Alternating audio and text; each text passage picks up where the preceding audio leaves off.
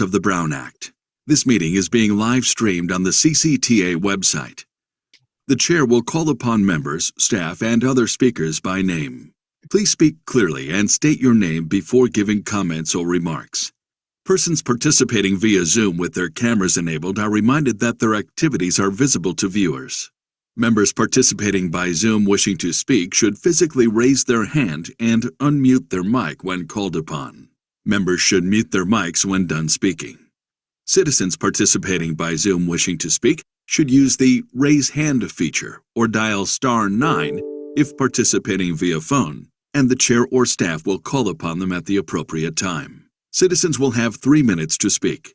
After 3 minutes, staff will lower their hand and mute their mic. Participants via phone will be called upon by the last 4 digits of their phone number. It is requested that public speakers state their names and organization, but providing such information is voluntary. Written public comments received in accordance with the teleconferencing special notice for public comment guidelines are printed on the meeting agenda. If authors of the written correspondence would like to speak, they should raise their hand and the chair will call upon them at the appropriate time. All written correspondence received after that and during the meeting will be entered into the record. A roll call vote will be taken for all action items. Thank you for participating in a meeting of the Contra Costa Transportation Authority. Great, thank you. Christina, will you take the roll call, please? Yes, one moment. Sure.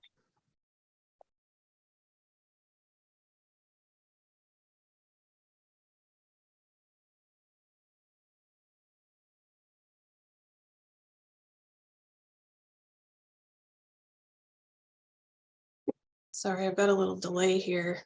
No problem. Okay, Commissioner Arnridge, Here. Commissioner Fideli, Here.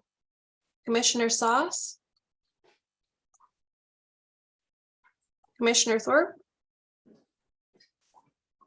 and Chair Nowak. Here?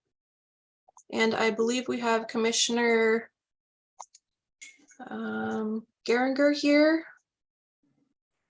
Yes. Okay, Grace, are you frozen? No, I'm here. okay, excellent. I was so small on my screen, I wondering can't see. where I was. I was wondering where I was alphabetically, so. Sorry about that. All right. Okay, great. Thank you. Next item on the agenda is public comment. Christina, did we receive any written public comments? No, we have not received any public comments. Okay, is there anyone wishing to speak during public comment on any item not part of the agenda? If so, please raise your hand and staff or I will call upon you. I do not see any hands raised. I see no hands raised. Okay, great. Next item is the consent calendar. Are there any changes, comments, et cetera, from the committee, or does anybody want to pull an item? No. I just like a brief question, maybe from Tim. Item H on our favorite project. I understand, or maybe Ivan, understand why we're authorizing this, but is there any update in our process overall related to the construction? Yes, good morning, Commissioner Arnridge. Yes, I can give you a brief update since the last time we met.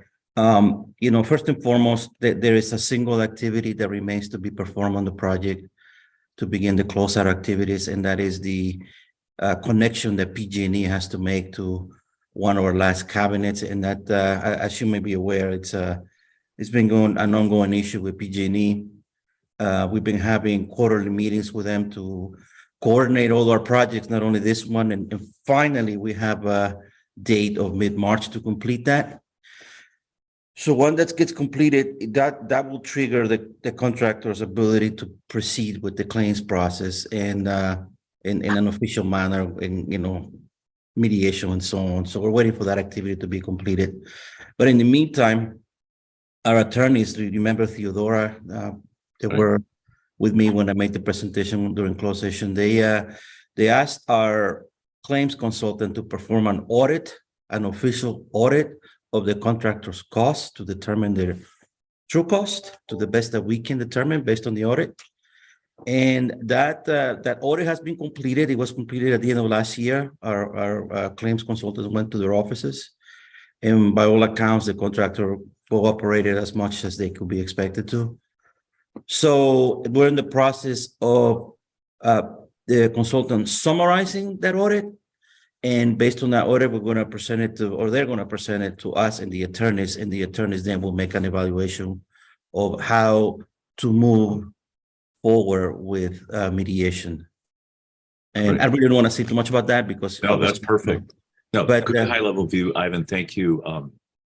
I'm impressed, and these are both these steps, the audit and this review of the documents, is really a great move to build a solid case for on behalf of the public here. So thank you.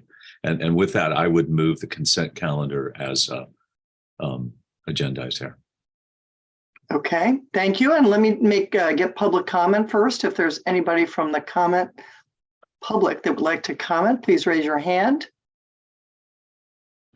Don't see any hands, and we didn't receive any written comments either, did we, Christina? No, we did not. Okay, we have a motion. Do I have a second? A second. So we have a motion from Commissioner Arnrich and a second from Commissioner Fideli. Christina, can we have the roll call vote? Yes, Commissioner Arnrich, Aye. Commissioner Fideli, Aye. Commissioner Geringer, Aye, and I'm as alternate to Renata, to Commissioner Sauce. correct. Thank you. And Chair Nowak. Yes, All right, the motion passes. great, thank you. The next item on the agenda is an informational item introduced by Lindsay Willis to provide an update on legislation. Morning, Chair Nowak and Commissioners. We'll let Mark Watts go first this morning. Excuse me. So he has another meeting to get to, but the big headline I'm actually going to let our executive director share first, since he gets to share all the good news as the executive director. So, Tim, you want to share the news? Yeah, thank you, Lindsay. I mean, you could have shared the update. I don't need all the glory. It was really a huge staff undertaking in terms of putting together a really great Safe Streets for All grant application, and and particularly Colin was actually one of the ones that took the lead on this application and working with all the staff to put this together. And so yesterday, US DOT made an official announcement for Safe Streets for All, and CCTA was actually successful in receiving about $28 million from Safe Streets for All.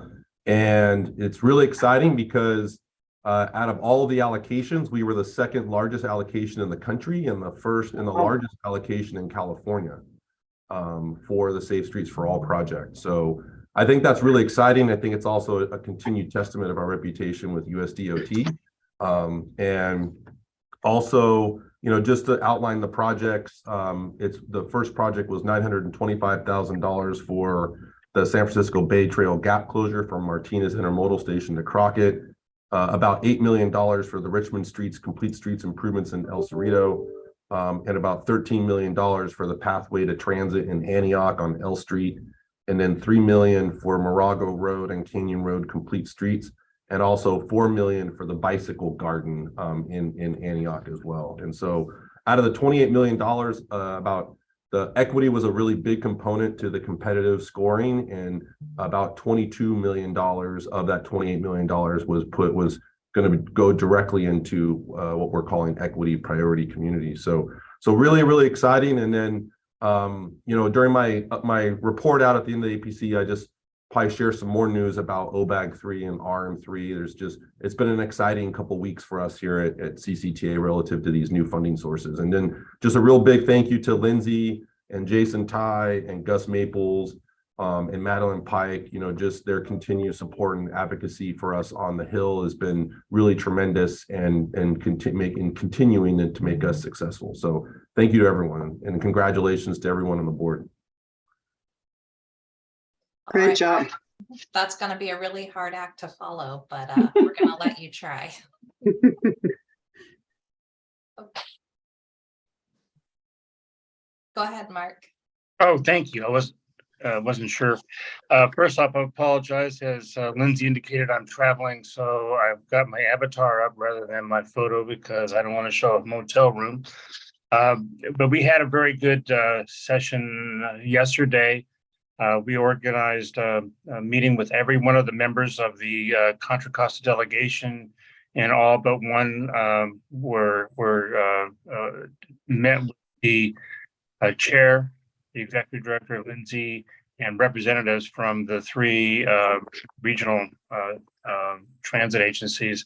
The issue is to talk about the operational work that many transit agencies are experiencing, and in particular, state having a focus on trying to figure out a means or methods to assist transit agencies.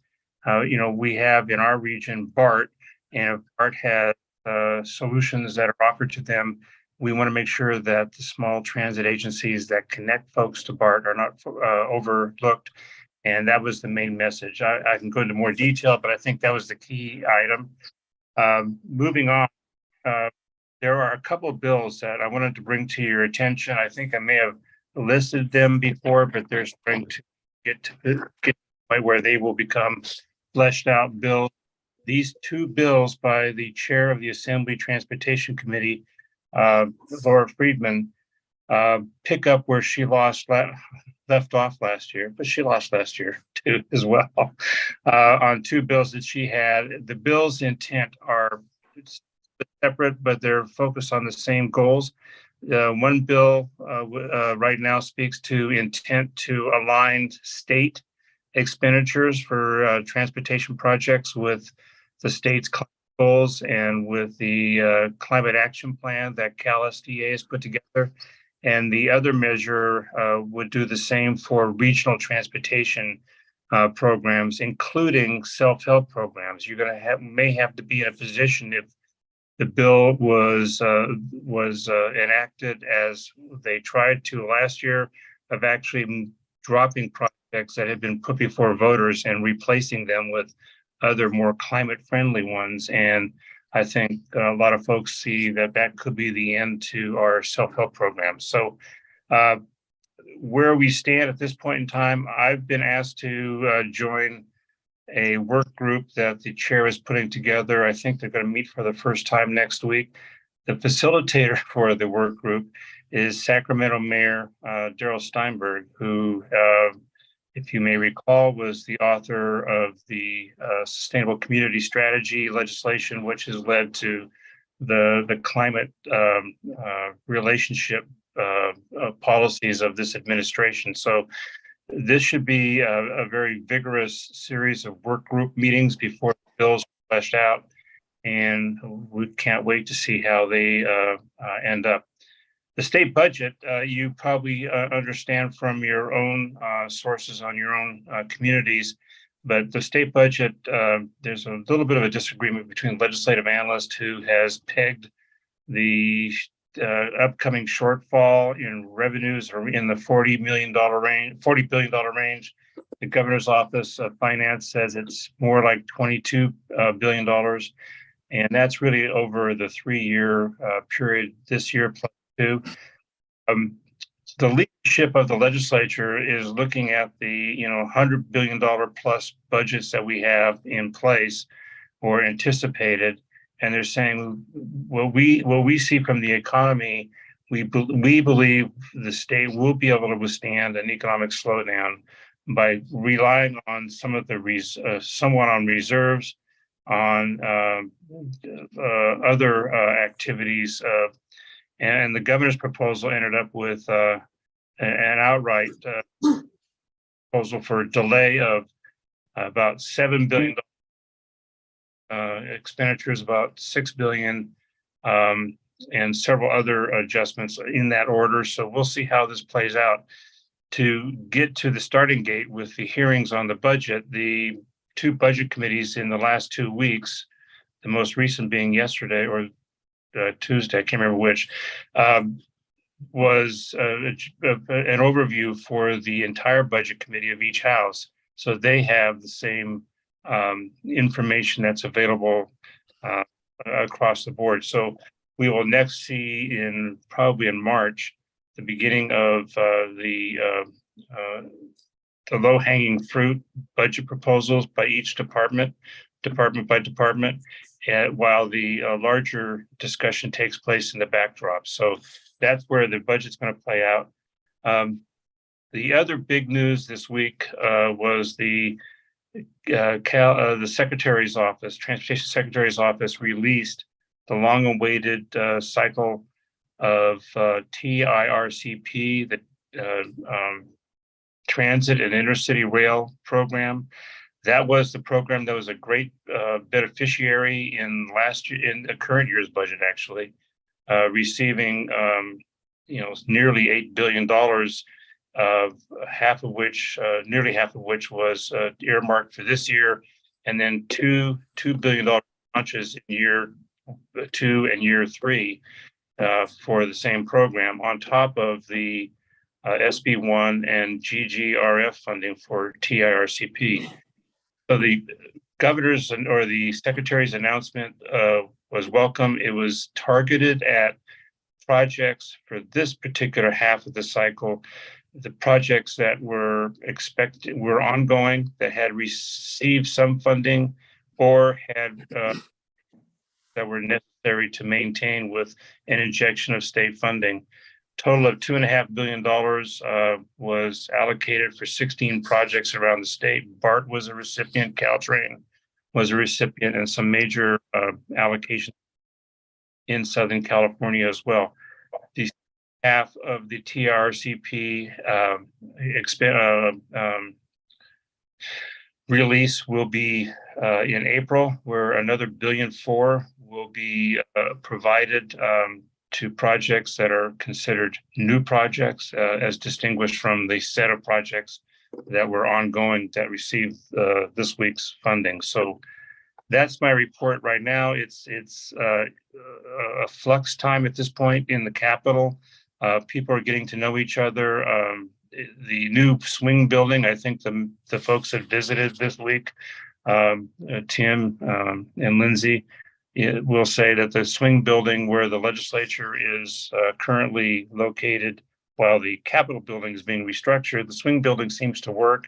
And it was disappointing last year because you had the COVID overlay and a lot of folks were doing everything by virtual. This time we actually had real live meetings across the board, and it went very, very well. So with that, I'll complete my report. And if you have any questions, I'm available.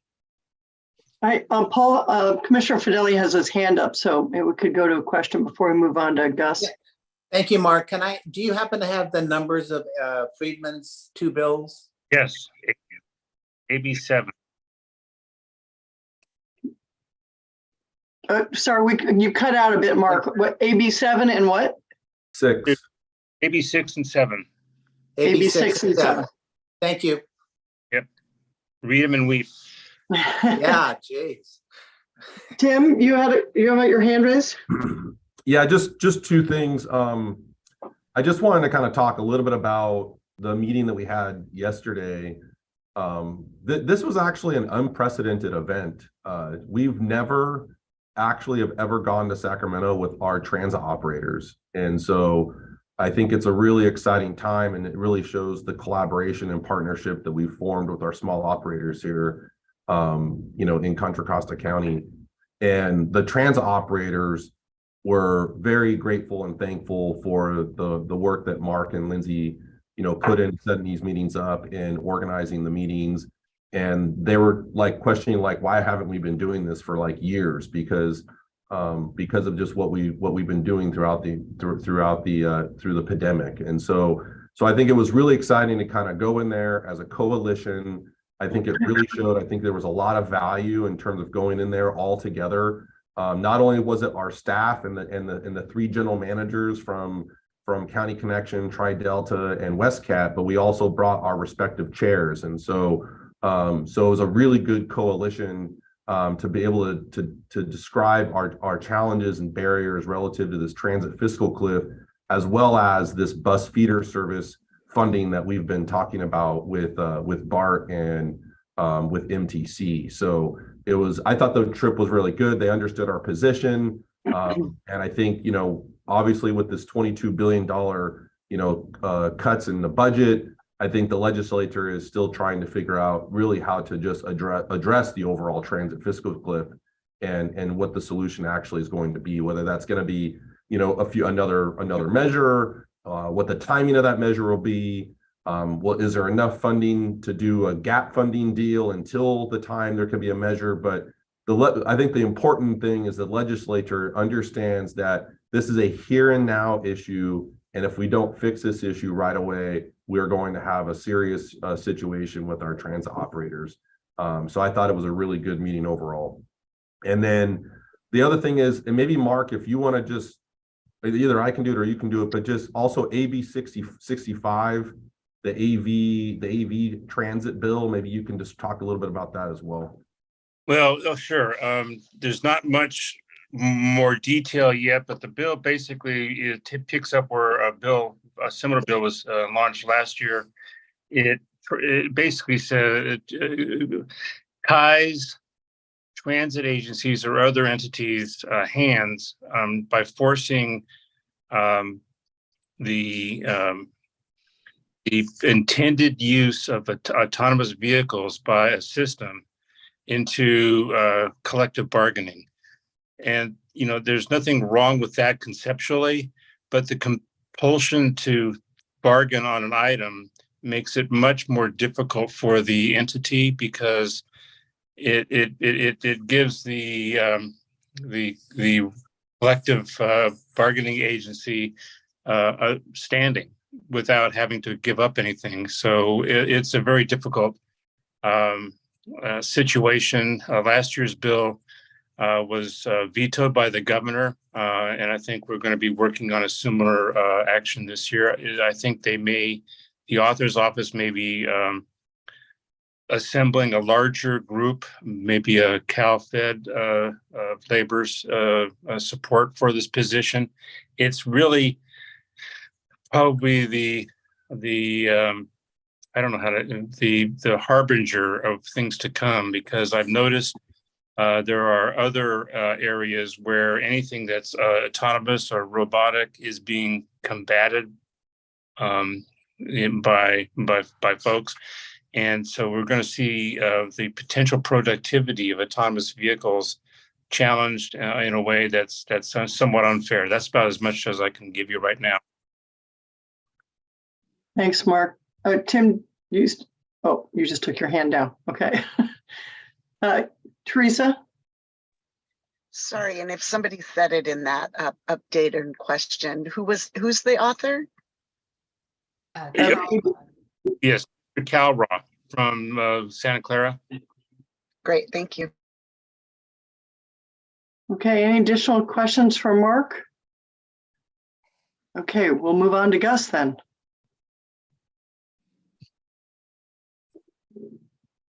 Hi, good morning, everyone. I just want to echo Tim's announcement from earlier. This is great news for CCTA, the $28.9 million Safe Streets for All grant. As Tim had said, this is the second largest from this new program in the country. This is a new discretionary competitive grant that was set up in the Infrastructure Investment and Jobs Act. And it speaks to the quality of work, that CCTA has proven you can deliver, and helps also build on a national brand, following a visit from the Secretary of Transportation last fall as well. I've got a quick recap on our January trip to Washington. We had very comprehensive, in-depth updates with both Congressman DeSaulnier and Congressman Garamendi. We additionally met with Senator Padilla's senior policy advisor, laid the groundwork for some new earmark requests in the upcoming fiscal year 2024 budget and appropriation cycle. We'll be working with the CCTA staff to refine those and hone in on those as we get new guidance and eligibilities from the new Republican majority in the House. We expect some of the criteria may be tweaked a little bit to further the transparency rules that had been set up for the previous cycles. We're continuing to schedule a few virtual meetings as well with the National Highway Traffic Safety Administration and Congressman Josh Harder's office following redistricting with the two House Transportation Committee members, Congressman Garamendi and DeSaulnier. Congressman Josh Harder has also picked up his new district, picked up a little bit of the east side of the county, and he's on the Appropriations Committee as well in the House. So after a somewhat chaotic start, the House and Senate will be officially organizing their committees this month. And then March 9th, President Biden will be making his official budget request to Capitol Hill. I'd expect around that time, by that time, we should have clearer guidance on the appropriations program request, as well as earmark community project funding requests. And we'll be prepared for that in the early March timeframe. That's what I've got for today, but happy to answer any questions if anyone has some. Anybody have any questions for Gus? No, we're just ecstatic about the grant. Can't do anything more than applaud that one. So thank you for your work on that. Really appreciate it. Anybody else? Any questions, comments? Jason? Thank you. Let me turn on my video. One additional item I wanted to tack on to Mr. Maple's excellent presentation. I did have the opportunity to say thank you to U.S. Senator Padilla just the other evening this week as a member of the Environment and Public Works Committee in the Senate. He has jurisdiction over most of USDOT's surface transportation program. So was a big advocate for the most recent grant win. And also, I would be remiss if we didn't give a shout out to our entire congressional delegation for Contra Costa County, but really someone who's always been there for us thick and thin, and that is Congressman DeSaulnier, who is a senior member of the House Transportation Committee. So we'd be remiss if a quick shout out to those individuals, and certainly everyone else, all the other members, the newest one being Congressman Garamendi, who is on the House T&I Committee. So a round of applause to our delegation, who have always been strong advocates for us here in Washington. So thank you. Great, thanks, Jason. Any questions for Jason or Gus? No, okay, thank you. Just a very uplifting report today, so that's great. Appreciate that. Is there any public comments on this? I've received no public comments. All right. And there's nobody in the public here? No, I don't see any. Okay, great. Thank you.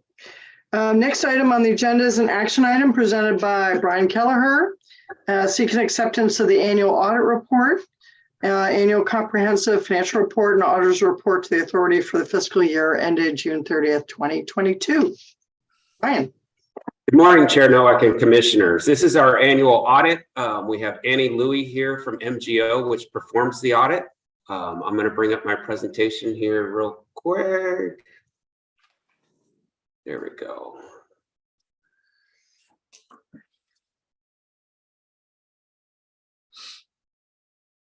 All right.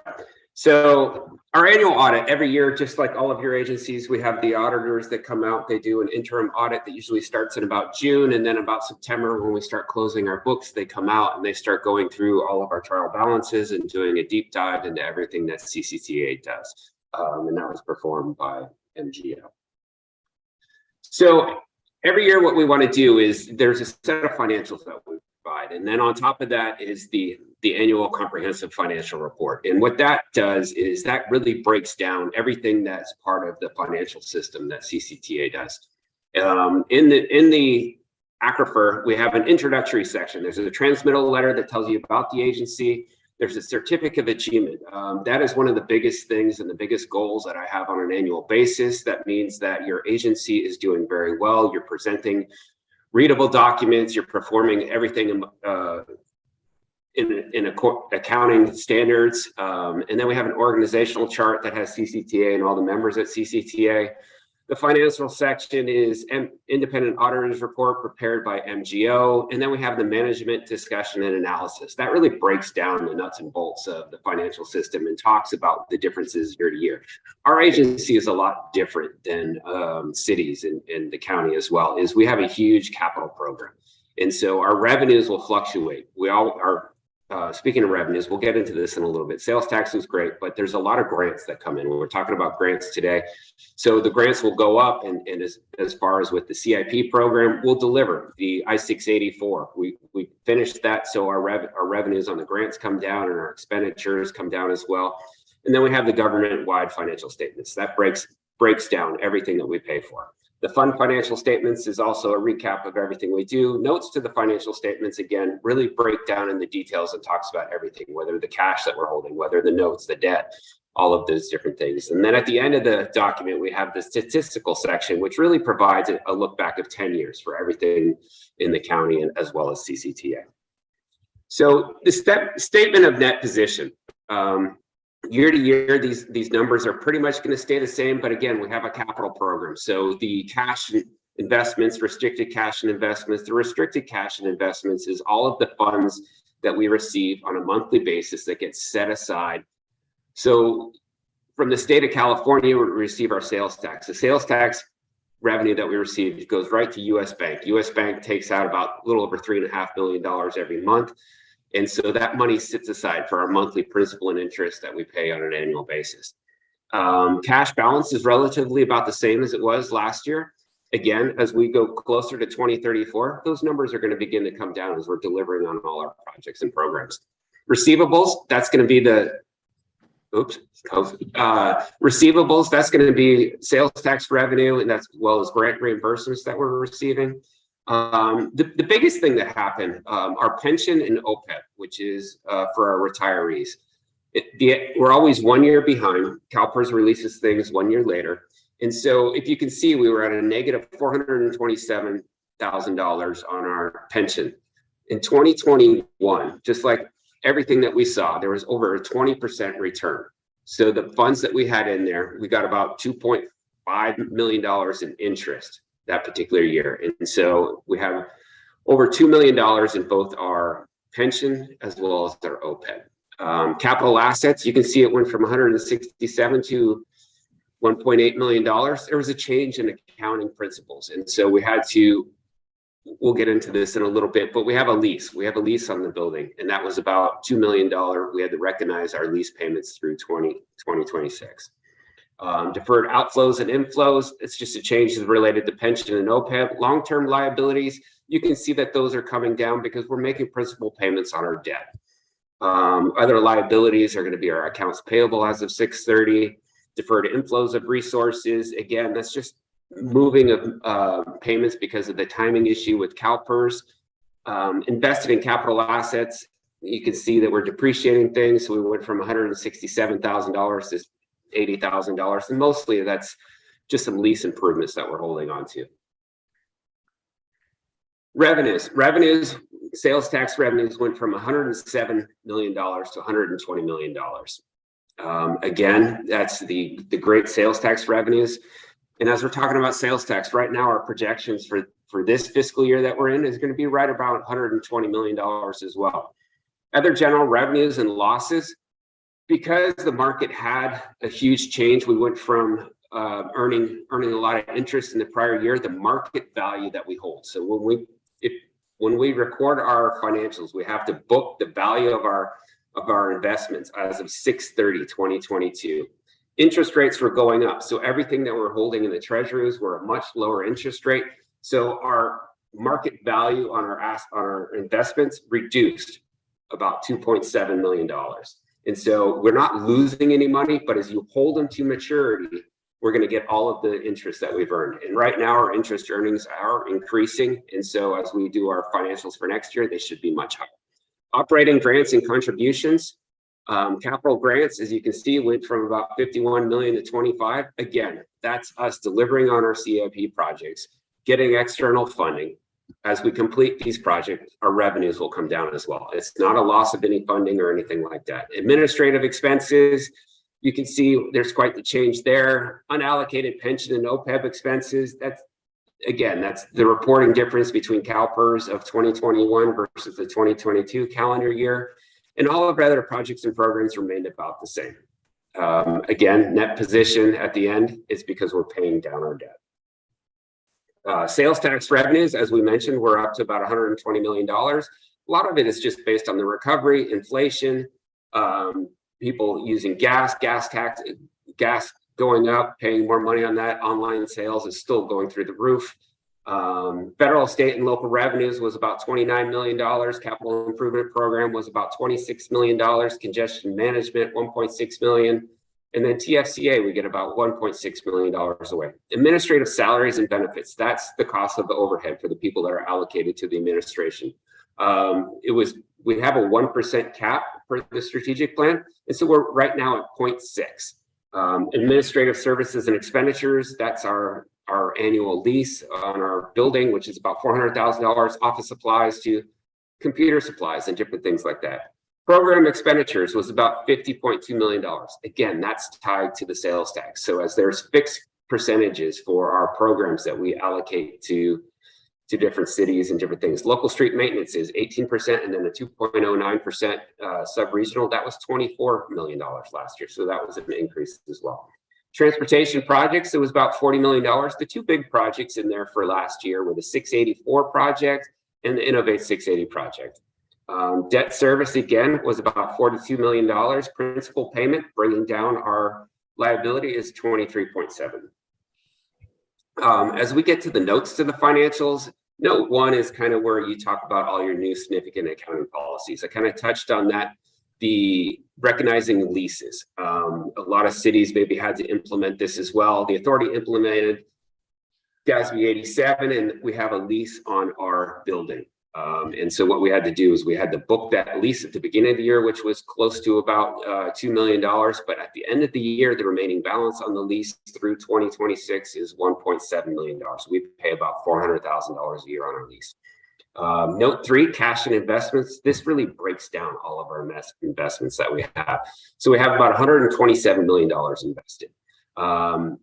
$68 million, mostly in U.S. securities, some other items as well. But then we also have our very liquid cash local agency investment funds. That's about $38 million, and about $15 million set aside in our debt service for our annual payments as well. Long-term debt, obviously it's come down to $400 million as we paid $23 million in 2022. Notes 9 and 10 is our pensions. I've kind of talked about that. We have our increases because of the strong returns by CalPERS last year. You guys probably saw a lot of this at your cities. We're in a very fortunate position here at CCTA. We've made several payments to pay down our liability, and by having our cash at CalPERS, they can earn a much higher interest rate. So if we look at their U.S. securities that we were holding compared to our pension, when they're earning 21%, we were earning less than 1% in 2022. So it was a great move by CCTA to put our funds out there so that we can get higher interest earnings. I do want to keep in mind that we're trying to keep it about 95% funded so that we can earn as much money as possible. As we do our financials next year, you're obviously going to see these numbers reduced from $2 million in each one of them, much lower, because interest earnings last year at CalPERS for ending 2022 was much less. Net position and fund balances, it's because we have debt. Again, CCTA builds all these CIP projects. We spend all this money on construction, and then we allocate it to the cities. We allocate it to Caltrans, and so we're always going to have the debt sitting out there, which is a negative net position. So in the statistical section, again, financial trends, revenue capacity, debt capacity, economic and demographic information for the county, and just general operating information about CCTA. Again, we have Annie Louie here from MGO. She's going to talk about the management letter. And so at this time, I'm going to let her go ahead and have a few comments for you. Annie? Thank you, Brian. Good morning. Annie Louie from MGO. I'm the audit partner on the CCTA's audit engagement this year. I'm here to present the audit side of the financial statements. As you know, the CCTA issues two different reports. One is the annual comprehensive financial report in front of you, as well as the single audit, which is an audit of the authority's compliance with federal awards. I'm happy to report that both reports had unmodified opinion, which is the highest level of assurance that you can achieve under the respective audits. For fiscal year 22, I'm not going to go into too much details about the financial statements. Brian did a very good job summarizing the highlights of the financials this year. One thing that I would like to point out is if you look at the auditor's report, it is a little different from what you may have seen in the past because of professional standard changes. The AICPA had updated requirements to what goes into the audit report, and you see a little bit more details on the respective responsibilities of management as well as the auditor. Other than that, the audit process hasn't changed much. It was also conducted entirely remotely this past year and very successfully as well. In terms of the audit process, in addition to what you see in the financial statements and a single audit report, we do issue a separate report directly to the board on matters that may need to be reported to you directly from the auditor. And I'm happy to report that there are no unusual items. Items that are included in the report, if they exist, include significant deficiencies or material weaknesses in internal controls. We did not identify any deficiencies in internal controls as part of our financial statement and compliance audits. Other matters might include estimates or disagreements with management or other items that you may not be able to glean from the financial statements itself about the audit process. I don't have any unusual items to report, as you can see in the report to the board. So at this point, I can take any questions that you may have about the audit process. Great, thanks, Annie. No? Annie, nice to meet you. Thank you for the work that you guys do. It's a pleasure working with you. This might be an unusual question and maybe it's not relevant. But as you know, our agency, because of the grant funds, anytime we get federal monies and things like that, not only directly for CCTA, but CCTA also does grant administration for cities for their federal funds. And those are all auditable and reportable back to the feds for that. Do you guys interface into that? Or do you just take the result from that? Or do you have to dive in, or are we just getting that input and review back from the federal government itself? We do consider compliance and funding, those type of fundings as part of the financial statements audit. And if they are funded by federal funding originally, we would cover that as part of the single audit as well. The level of detail depends on the complexity of the project. Obviously, we wouldn't go out to the local agencies and audit their records. Right. But we would cover that as part of the authority's overall financial statements audits. It may be higher in scope than what you would expect to see if you were to perform an audit of those projects themselves. Right, but so you are doing the high level view just for, that's great. I'm good. I hadn't really asked that before and we haven't talked about it. So thank you for that. And just a comment, Brian? Yes, sir. I gotta tell you, the best part of this, and Sue Nowak has only seen it once, there is none of this wacky set aside money that we used to have to put in there. This is one of the, we are really, really a clean audit now. Oh my gosh. You know, let's do hold it up. Do you dream about this still at night? No. No, I remember getting on a plane, flying to Switzerland to follow our money. Okay. I brought back Swiss chocolates. They didn't taste good.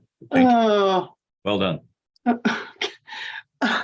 Well, thank you. I just wanted to mention on the consent items today, we do have our single audit, which is our review that MGO does. Is they go in there and they looked, it was about $7.5 million, and they go through each one of those grants and they audit CCTA, making sure we're recording those and how we report them to the federal government as well, making sure it balances to what we have in our financials.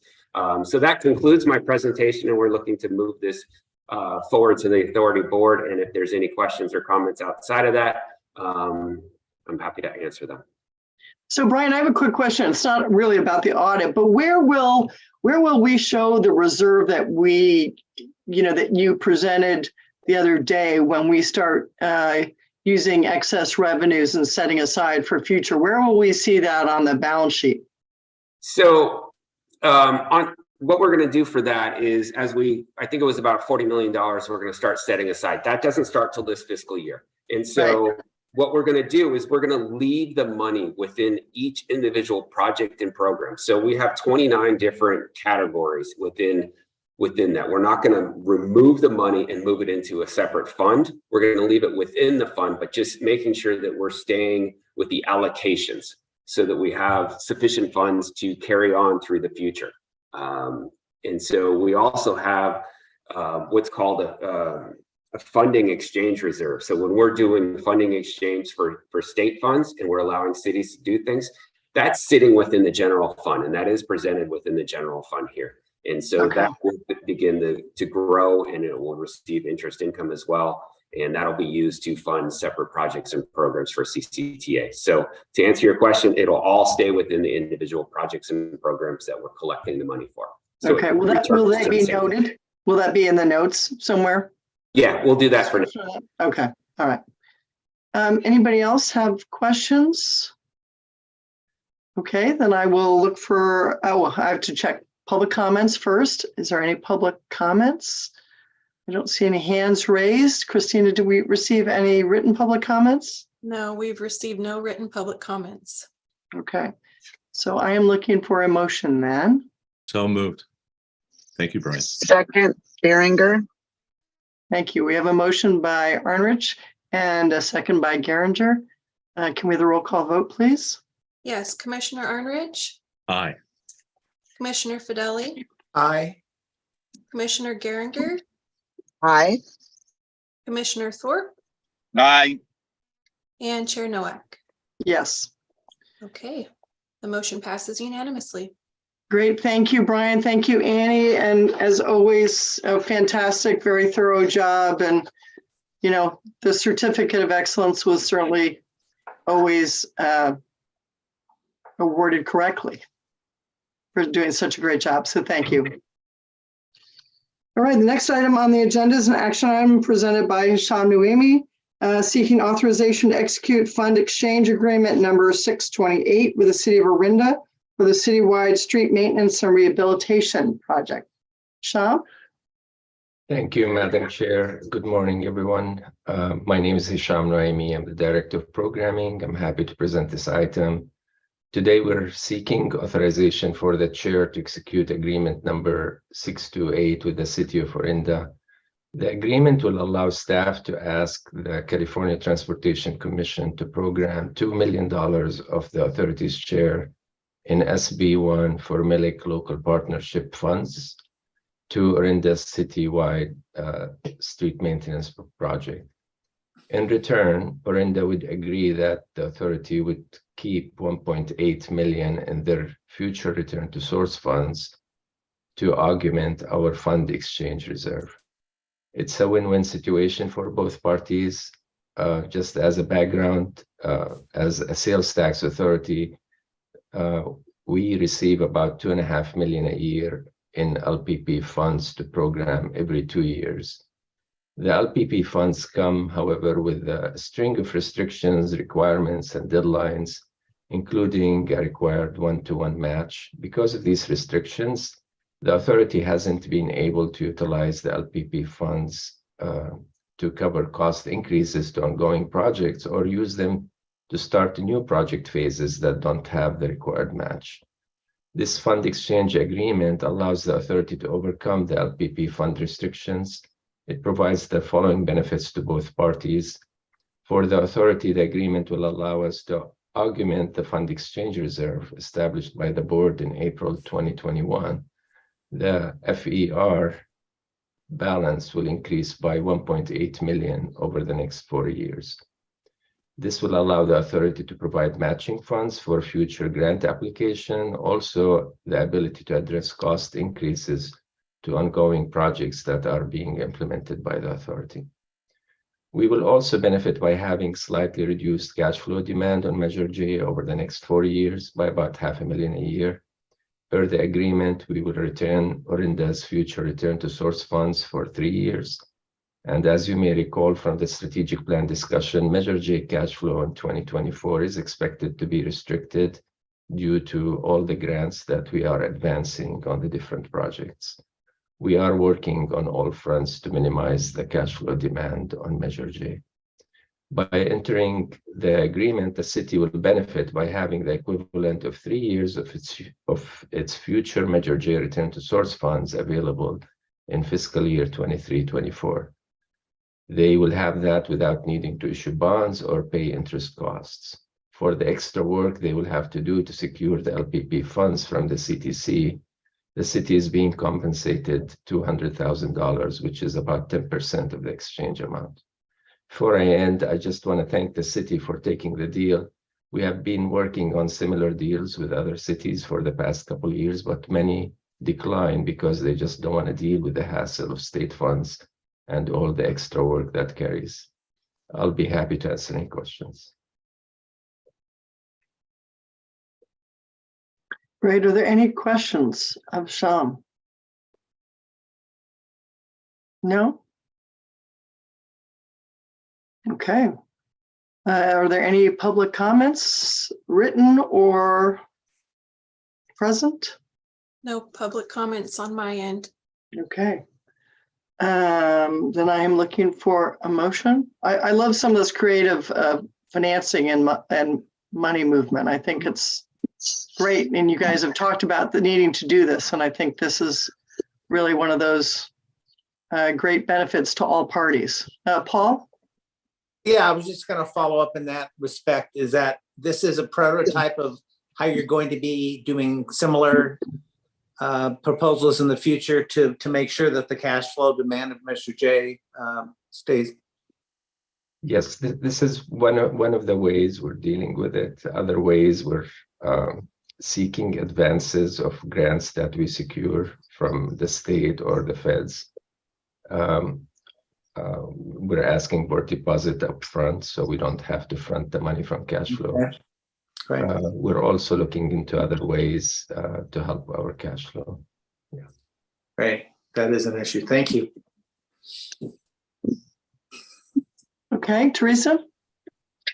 I was looking at my virtual hand, but I'm happy to make a motion, but also want to thank the staff for the creativity. It is very helpful to, our to all communities throughout the authority's reach throughout the county, but particularly to some of the smaller communities that have challenges working through matching and things like that. So thank you. And so I'm happy to make the motion to support the staff's recommendation to execute the fund exchange agreement number 628 with Orinda. Okay, we have a motion. Do we have a Paul? Second, I would second that. Okay, thank you. We have a motion by Geringer, a second by Fideli. Could we have the roll call vote, please? Yes, Commissioner Arnrich, Aye. Commissioner Fideli, Aye. Commissioner Geringer, Aye. Commissioner Thorpe, Aye. and Chair Noack. Yes. Okay, the motion passes unanimously. Great, thank you. Next item is correspondence and communication, and we have none of those. Then Commissioner and staff comments. I do not have any comments except to congratulate CCTA again on that wonderful announcement. That's just very exciting, and I assume, Newell, you'll be talking about that tonight at the mayor's conference. That'll be an exciting announcement to make. Any comments from committee members? No? I do. Oh, Lamar? Oh, I'm just so excited. Antioch is getting $17 million out of the 28, so I couldn't be I wouldn't announce more that. happy. I've been celebrating since last night. All right, don't look too happy, okay? Yeah, don't say that too loud, please. Yeah. might have trouble from some of the other mayors tonight if you bring that up. Teresa? Yes, I just wanted to, as we learned earlier, I'm actually here as the alternate. So I'm excited that I was also appointed. Renata, Commissioner Sauce will be moving on to the CCTA Authority Board. And I will be moving to another chair. I'm alternate from the Mayor's Conference, and Newell will never miss a meeting, but I also was appointed on Monday alternate from SWAT. So we'll be off, but not far away. So just thank you all. And I want to thank the staff for all of the experience and all of the great work that I've been able to be a part of with you over the last 4 years, because we actually extended my service on CCTA. So not going away, but will not be regularly have this on my calendar on Thursday mornings. So thank you. Well, we hope we see you frequently, Teresa. You did a great job, and we appreciate everything you've done over the last several years. So don't be a stranger, but I know you won't. I'll see you plenty. So any other committee members have any comments? Paul, sorry, didn't see your hand. Well, yes, since we're doing personal updates, I just want to say I'm officially part of the CCTA board now, and I've been elected to be the WCTAC chair. So a lot of transportation, a lot of good issues, a lot of seeking funding coming up in our future, and I look forward to staying close to all of you. Great. Welcome, Paul. Thank you. All right. Any other committee members' comments? No? Okay. Tim? Well, thank you, Chair Nowak, and all of the commissioners. Very exciting times, for CCTA. I know Commissioner Geringer will not be a stranger because she's also the chair of the Accessible Transportation Task Force. So she'll be continuing to shepherd that initiative with the authority board. So, staff has been kind of masterminding a couple things here, and luckily it all kind of came together. So, a couple of announcements have happened in the last couple weeks. One was I sent out an email to the board about OBAG 3, and so the good news is that MTC approved that in January and approved roughly about $48 million, which made and they fulfilled their commitment to meet our target share for Contra Costa County. As part of those allocations, our program of OBAG 3 was really focused on Vision Zero and safe streets for schools, safe streets for schools. And so we had the countywide smart signal program, we had the expansion of our Street Smarts program throughout the entire county, and then a number of bike and pedestrian safety projects that were in OBAG 3. And that was roughly, like I said, about $48 million. The other big announcement that also happened was Active Transportation Program Cycle 6, which was a state fund source. And out of the projects that were on our OBAG list, there was about $10.5 million. Actually, no, I take that back. Almost $14 million actually allocated to Contra Costa County for 2 projects on this master list that we have. And then also MTC through OBAG 3 and through the ATP regional program, we also received about $10 million out of the ATP regional program. And then also I sent another email out about a month ago about some of the community benefit or earmarks that we received from Congressman DeSaulnier, and that was about $3 to $4 million for Safe Streets. So, and then we had this Safe Streets for All. So, in essence, with this massive initiative, in the last month, we've been able to garner about $105 million for Safe Streets for All, basically for the entire county. So building upon the $28 million we just got announced from DOT and all these other fund sources, we've been able to pull together again about $105 million for safer streets in our county. And so CCTA, we actually announced issued a press release yesterday, kind of announcing that, as well as the Safe Streets for All. And I emailed that to the board last night. And so we're really excited that, strategically we leveraged about 5 different fund sources or opportunities, and we'd be able to really kind of package this nice set of projects for safer active transportation in Contra Costa County. So I'm really excited about that and how we were able to leverage all of that. The other thing I wanted to make an announcement on was RM3. So I did send an email out. So a week ago, Wednesday, the Supreme Court ruled in favor of Regional Measure 3. And for some of you, Regional Measure 3 was the Bay Area regional-wide legislative initiative and voter initiative that was approved by about 55%, I believe. And this was an increase in tolls on the 6 state bridges across the entire Bay Area. And it generated about $5.2 billion over the life of the measure. And so we were in the throes of negotiations with really the Bay Area and MTC in terms of really getting CCTA's fair share. Our fair share should be right just under $1 billion for our fair share, based on, at the time, in pre-COVID conditions, which we're pretty much back there as we are today. We contribute about a third of the revenue to the Bay Area Toll Authority, which collects the revenues for the bridges. And so based on that, like I said, we were supposed to be about $1 billion. Well, through that negotiations, and this is kind of recapping some history here, but we were able to secure a dedicated $360 million for Contra Costa County.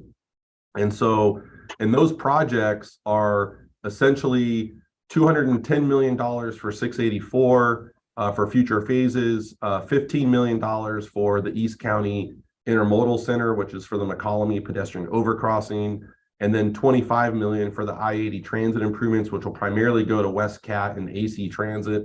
And then there's about $75 million for the easterly side and the Contra Costa side of the Richmond-Santa Fe Bridge, and then $10 million for the Vasco Byron Highway connector, and then $15 million for a county project that was the Vasco Road safety improvements, and then $10 million for I-680 transit improvements, which will go into the Innovate 680 program. So about 360 have dedicated. Now, what happened in the negotiations of RM3 was that there was a fair share analysis that was done with MTC to kind of get us to the billion.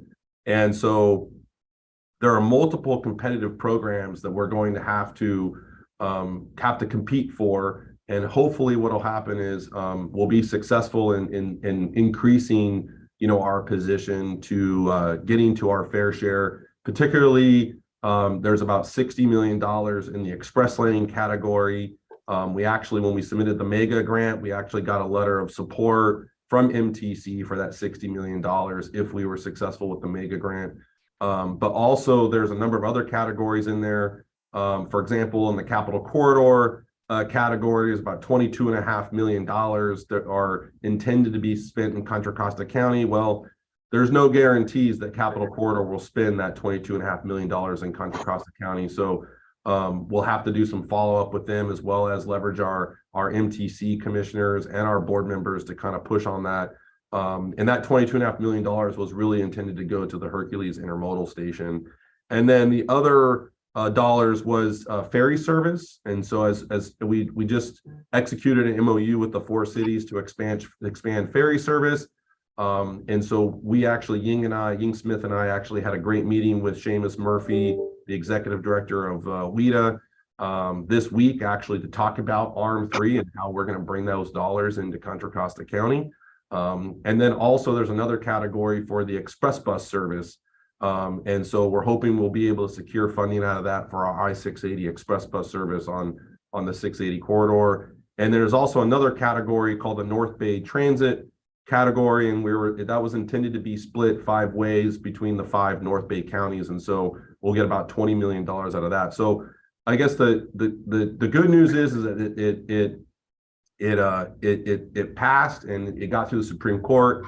But the challenge is making sure that we refresh all these memories and making sure that we continue to get, our fair share out of RM3. And as I said, in the last week or so, we have been already actively doing that and refreshing memories. Some of those people that were at MTC at the time back in 2018 are no longer there. For example, Steve Hemiger. And so we're working hard to refresh those memories. But it's exciting news. I mean, the best part about RM3 is we already committed these letter of no prejudice for 684 in McCollum. And so we were already kind of tying up future STIP funds as well as other funds to be able to backfill those letter of no prejudice if RM3 was not was opposed or denied by the Supreme Court. And so now that Supreme Court has ruled in favor, that actually gives staff some more flexibility in terms of, you know, using our fund exchange reserve that we talked about later. We were literally tying up those funds to be able to pay back, you know, our commitments on these letter of no prejudice, as well as I said, future STIP funds for McCollum. So staff in Hisham and Stephanie and others are already actively working with MTC to, you know, get the necessary agreements. There was an update at the Bay Area County Transportation Authority monthly meeting last Friday from MTC, and they will be prioritizing funding allocations for projects that already have letter of no prejudice. And based on the amount of money that's been collected in escrow, it equals about the amount of money they've committed to letter of no prejudice across the entire Bay Area. So we're hopeful that we'll be able to get those allocations for both those projects. So so that's an update on RM3. And so, yeah, exciting times, lots of new fund sources, and really kind of giving us more opportunities with future funding. Great. That's a lot of information. I was trying to jot some notes down, but I'll just call you when I need to have a question. Any other questions, comments? Any other business items? Okay, with that, we are adjourned at 9:37. Thank you, everybody. Thank you. See some of you tonight. So long. Yep, see you tonight. Bye.